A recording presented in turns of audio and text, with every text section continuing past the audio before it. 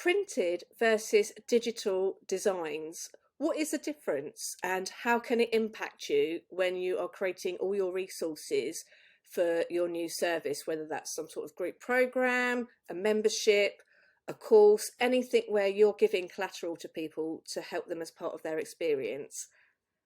Why bother? Let's take a look.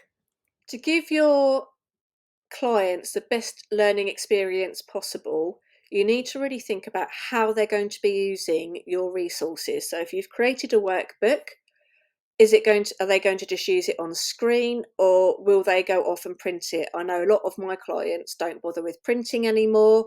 It's a right old faff, and because we don't print often, then they've got to go and buy ink, or they've got to spend ages doing the whole cleanie, the jet things, and lining everything up again, and digging the printer out, finding paper. So a lot of my clients prefer things to be digital, but that might be different for your audience. So it's really important to have a think about that and maybe ask a few of your clients what they prefer, or give them both options. But in this instance, we're going to have a little look to see what key things you can think about when you're creating your resources as to whether they're digital or being printed. So if your resources are going to be mainly printed, then you don't want to put information too close to the edge. You want to kind of keep it with a border around it. Obviously, this is there for visual purposes. You don't actually have to put a physical border, but basically don't put any important information too close to the edge. And the reason for this is because some printers have a gripper at each side that push the paper through, and that doesn't allow edge to edge printing, so therefore sometimes stuff will get chopped off. And again, that can be a little bit annoying, especially if it's a vital bit of information that is getting chopped off. Another thing to think about is the use of colour. If you're creating your workbook and you've got a big solid page full of colour and somebody's printing it out, it's going to make it harder to read because the ink might seep into the thinner elements such as the text. Not only that, it uses up a lot of ink. So again, in this day and age, we're all trying to save a bit of money. Using a shed load of ink on one page is a little bit hard to suck up. So have a little think about that as well. And also, if you're printing it double-sided, for instance, like a lot of people do, again, to save paper, and you've got a really dark like colour on one side and you've got a white on the other side is white, that colour is going to actually seep through the paper and make the reverse side harder to read. And not only that, when you use a lot of ink and you try to then write on it, it can go a little bit bobbly sometimes, which is just really annoying. Or even sometimes if it's a little bit, paper's still a bit wet, and you go to write on it, your pen can actually make holes in the paper as well. Because I'm a bit, I don't know about you, but I'm a little bit of a hard scribbler. And also just think about giving areas to write on as well. And it's much better to leave that white rather than having a solid coloured area to write on.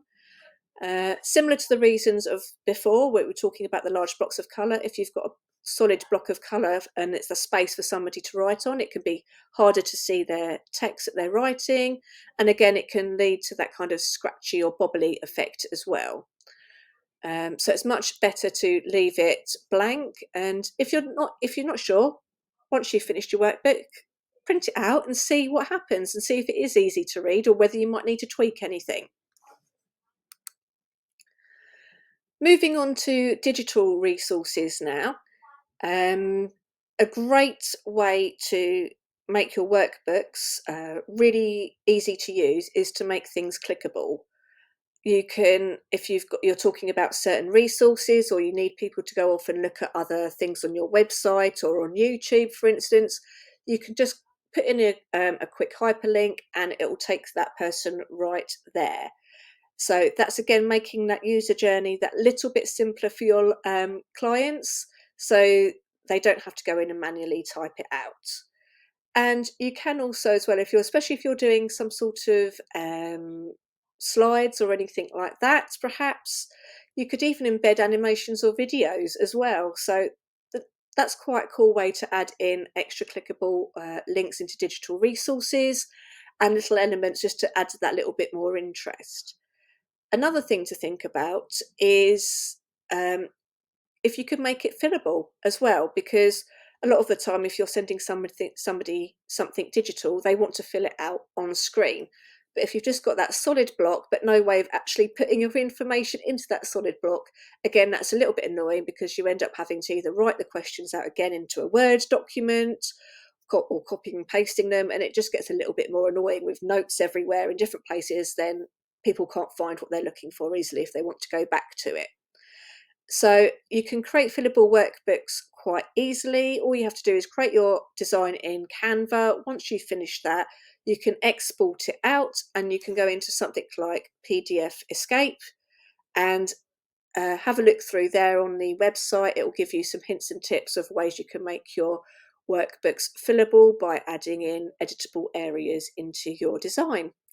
So this is just your reminder when you start creating all the resources that go alongside your course or your program, have a little think first before you get too far into the design, how people are going to be using it and how you can make that experience as seamless as possible.